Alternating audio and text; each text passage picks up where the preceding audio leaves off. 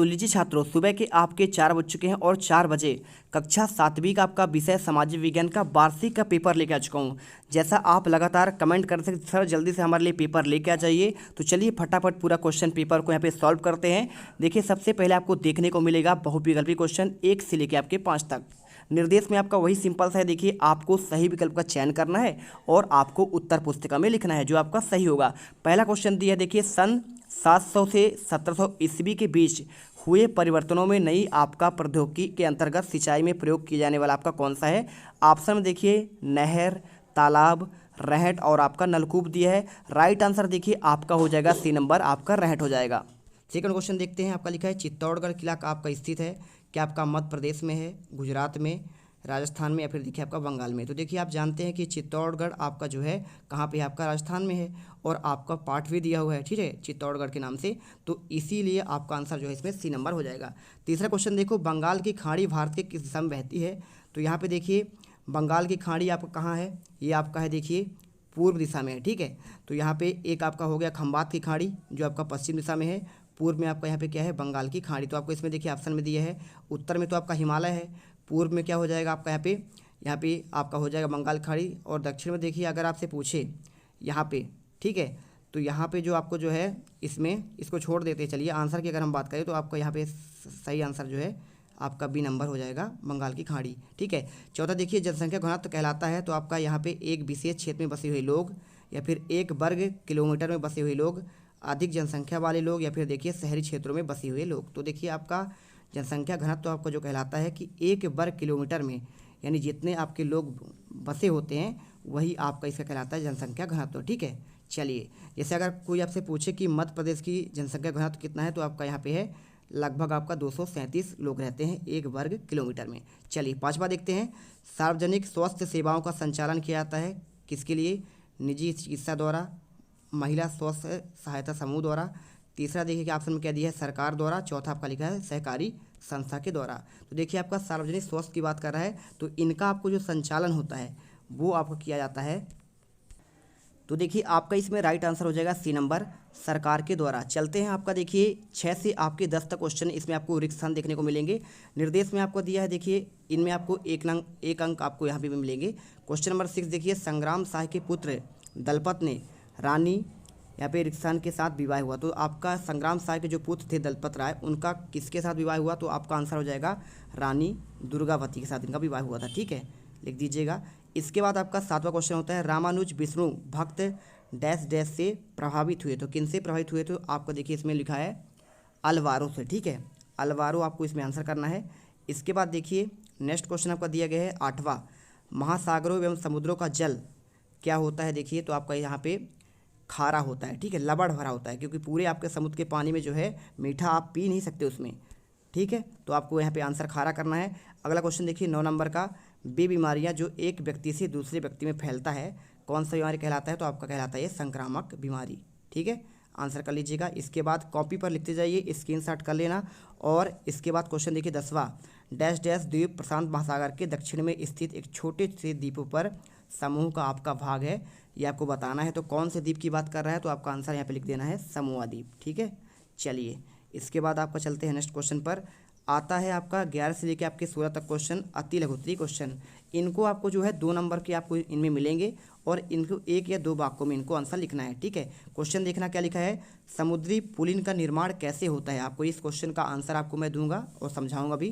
Question देखिए बार बार दिया है, गंगा नदी के तट पर स्थित प्रमुख शहरों के नाम लिखिए। कोई आपको 4 ही लिखना है, 2 नंबर क्वेश्चन है, आप चाहो तो इसमें देखिए 4 पूछा गया है तो आपको 4 ही लिखना है।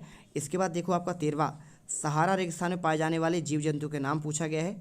और इसके बाद क्वेश्चन 14 नंबर में देखिए, भारतीय लोकतंत्र का आधार स्तंभ किसे कहा जाता है, ये बताना है। 15वां देखिए, वर्ष 1961 की जनगणना के अनुसार पुरुष और महिला साक्षरता आपका दर प्रतिशत आपको लिखना है। 16वां क्वेश्चन देखिए, संसार के सबसे बड़े कपड़ा बाजारों में से एक भारत किस राज्य में आपका देखिए यहाँ पे किस राज्य में स्थित है। तो यहाँ पे पूछा गया है कि कपड़ा बाजार भारत में सबसे बड़ा आपका जो है किस राज्य में स्थित है, इसको बताना है। इसके बाद चलिए पहले हम अति लघुत्तरीय क्वेश्चन के आंसर प्रोवाइड करा देते हैं। क्वेश्चन आपका यहाँ पे मिलेगा, इसका आंसर यहाँ से देखिए, ठीक है। तो ये देखिए इसका आंसर क्वेश्चन 11 का आपको लिखना है कि समुद्री पुलिन का निर्माण जो है समुद्र की लहरों द्वारा, जैसे आपका क्या है बालू हो गया, कंकड़ हो गया, पत्थर हो गया, इनके आपके जमा होने से होता है। और यह तटों पर समुद्री धाराओं जैसे ज्वार भाटे का आपका प्रक्रिया होता है ना, पानी समुद्र का आपका जल क्या होता है, एक बार जब उठता है ऊपर जाता है और एक बार नीचे आता है, इसे ही कहते हैं आपका ज्वार भाटा। तो आंसर कर लेना। इसके बाद देखो 12वां क्वेश्चन पूछा गया है कि गंगा नदी तट पर कौन सा आपका शहर है। तो देखिए पहला आपका यहाँ पे हरिद्वार है ना, और इसी के साथ देखिए आपको कानपुर भी बसा हुआ है गंगा नदी के किनारे। इसके साथ आपका वाराणसी हो गया, कोलकाता हो गया, ठीक है। तो यहाँ पे आपको ये आंसर करना है। क्वेश्चन 13 में पूछा गया था रेगिस्तान में पाए जाने वाले जीव जंतु कौन कौन से हैं। तो पहला देखिए, क्योंकि आपका देखिए वहाँ पर बालू होता है तो वहाँ पे सबसे ज़्यादा क्या पाए जाते हैं, आपका ऊँट पाए जाते हैं। साथ में फेननेक आपका लोमड़ी पाई जाती है, और रेगिस्तानी आपका छिपकली और रेत में रहने वाले आपके सांप पाए जाते हैं। क्वेश्चन देखिए 14 नंबर का आंसर कैसे लिखना है, आपको लिखना है भारतीय लोकतंत्र का आधार स्तंभ क्या है। तो देखिए संविधान जो है ना, हमारे भारतीय लोकतंत्र का आधार स्तंभ क्या कहलाता है, संविधान कहलाता है, ठीक है। तो यहाँ पे आपको ये आंसर करना है। और ये देश की शासन प्रणाली कैसे चलेगी, कैसे हमारा कानून व्यवस्था चलेगा, इसके बारे में पूरा लिखा होता है। इसके बाद चलते देखते हैं आपका 15 क्वेश्चन। वर्ष देखिए 1961 के अनुसार यहाँ पे पूछा गया कि पुरुष और महिला का साक्षरता दर क्या है, ठीक है। तो देखिए 1961 में जो है पुरुष आपका साक्षरता था 40.4% और महिला का था देखिए 15.3, यानी महिला देखिए काफ़ी कम पढ़ी लिखी हुई थी, लेकिन पुरुषों का आपका यहाँ पे देखा जाए दर तो ज़्यादा था। क्वेश्चन देखो 16 क्या दिया है, संसार के सबसे बड़े कपड़ा बाज़ारों में से आपका कौन सा राज्य है। तो देखिए आपका जो गुजरात है, आपने देखा होगा कि हमारे मध्य प्रदेश से बहुत सारे यहाँ पे जो है ना, आपके फैमिली में जो है आपके चाचा हो गए, आपके कोई भी आपका रिश्तेदार हो गया, वो कहाँ जाते हैं, सूरत जाते हैं कपड़ा मिल में काम करने के लिए। तो इसलिए देखिए जिसे आपको यहाँ पे लिखा भी गया है कि सूरत को टेक्सटाइल मार्केट भी कहा जाता है। तो आपको इस प्रकार से आंसर समझ कर लिखना है, ठीक है। चलिए अगला क्वेश्चन आपको दिखाते हैं। पहले क्वेश्चन देख लो एक बार, इसके बाद आंसर दिखाएंगे। लघुत्तरीय क्वेश्चन आता है 17 से आपकी 22 तक। इसमें से आपको 40 से 50 शब्दों में इनका आंसर लिखना है। सभी को आपको 3 अंक दिए जाएंगे। क्वेश्चन पढ़ते हैं, देखिए। अरे यार अच्छा, चलिए देखते हैं। क्वेश्चन 17 लिखा है, मुगल साम्राज्य की राजस्व व्यवस्था का कोई आपको 3 विशेषता बताना है, ठीक है। तो आपको यहाँ पे विशेषता बताना है। 18वां क्वेश्चन दिया है, जहांगीर ने अपने संस्मरण में बंजारों के बारे में क्या लिखा था, ये क्वेश्चन है। 19वां देखिए, सैल किसे कहते हैं और सैलों के आपके प्रकार का उदाहरण आपको बताना है, ठीक है। क्वेश्चन 20वां देखिए, पवन किसे कहते हैं, पवनों के आपका मुक्ता कितने भागों में विभाजित किया गया, ये बताना है। क्वेश्चन 20वां दिया है, पक्की दुकानों में से मिलने वाला सामान महंगा क्यों होता है, आपको ये बताया गया है। और ऑनलाइन खरीदारी कैसे की जाती है, इसके बारे में पूछा गया है। चलिए अब देख लेते हैं 17 से आपके 22 तक के क्वेश्चन के आंसर।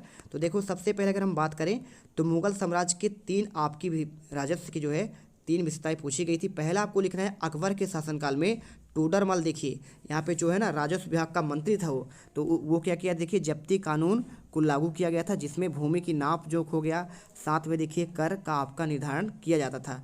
इसमें दूसरा पॉइंट आपको लिखना है, कर का भुगतान जो है नगद होता था या फिर अनाज के रूप में किया जाता है। तो आप ध्यान से सुनते जाओ, कॉपी पर लिख लो, आपको सारी चीज़ें याद हो जाएगा।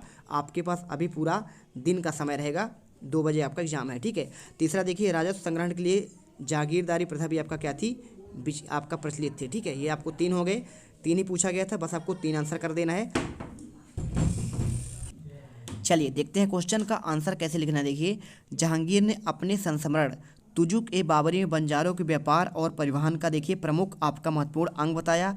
उन्होंने लिखा कि बंजारे अपने पशुओं के साथ यहाँ पे विभिन्न स्थानों पर अनाज सामान पहुँचाते थे, जिसमें साम्राज्य का व्यापार सुचारू रूप से चलता था, ठीक है। क्वेश्चन देखिए उन्हें से पूछा गया, सैल के आपके कितने प्रकार होते हैं। तो देखिए कठोर प्राकृतिक पदार्थ होते हैं जो पृथ्वी की ऊपरी परत बनाते हैं, इनमें 3 प्रकार होते हैं। देखिए अग्नेय सैल, जिसे आपका ग्रेनाइट आपका उदाहरण हो गया। दूसरा देखिए आपका परतदार सैल, अवसादी सैल बोलते हैं, जैसे बलुआ पत्थर। तीसरा आपका देखिए रूपांतरित सैल, जैसे आपका संगमरमर, ठीक है। चलिए 20वां देखिए, वायु का धरातल पर गतिशील रूप आपका पवन कहलाता है। पवनों के मुक्ता देखिए 3 भागों में विभाजित किया गया है। पहला आपका देखिए स्थायी पवन, जैसे व्यापारिक पवन। दूसरा देखिए मौसमी पवन, जैसे आपका मानसून। तीसरा आपका हो जाएगा देखिए जैसे आपका लू हो गया, ठीक है। आपको ये उत्तर करना है। क्वेश्चन देखो 21वां, यहाँ पे पक्की दुकानों से मिलने वाला सामान महंगा किया है। तो देखिए क्योंकि वहाँ किराया, बिजली, श्रमिकों का वेतन और अन्य खर्चे अधिक होते हैं। इसके अलावा ब्रांडिंग और गुणवत्ता नियंत्रण के कारण वस्तुएं आपकी महंगी होती हैं। 22वां देखिए, ऑनलाइन खरीदारी करते समय किसके माध्यम से की जाती है। तो आपका इंटरनेट के माध्यम से की जाती है। इसमें ग्राहक किसी ई कॉमर्स वेबसाइट जैसे माकान देखिए, अमेजान, फ्लिपकार्ट और जाकर वस्तु का चयन करता है और भुगतान करता है, फिर सामान उसे डिलीवरी के माध्यम से प्राप्त होती है।